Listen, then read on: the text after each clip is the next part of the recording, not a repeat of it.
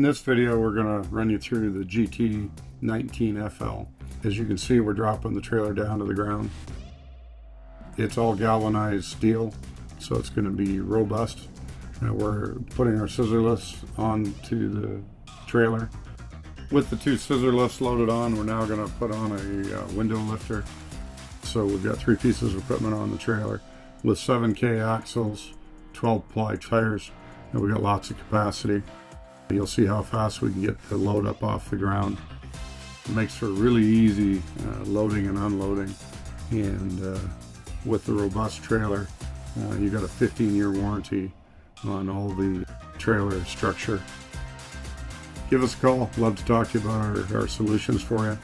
I think you'd find this to be a really nice addition to loading and unloading your light-duty industrial equipment. Thanks for watching.